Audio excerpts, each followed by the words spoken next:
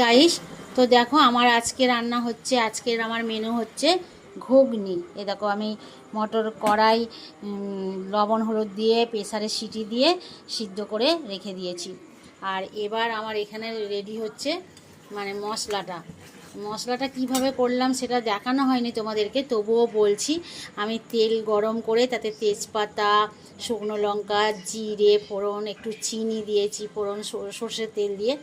তারপরে দালচিনি, লবঙ্গ, এলাচ, গোলমরিচ এ সমস্ত দিয়ে ভালো করে ভেজে নিয়ে আলুটা সিদ্ধ করে জল ফেলা ছিল লবণ হলুদ দিয়ে, সে আলুটাকে ভেজে নিয়েছি। নিয়ে সে তার মধ্যে আমি টমেটো দিয়ে দিয়েছি, একটু আদা ওই ছুলে দিয়েছি।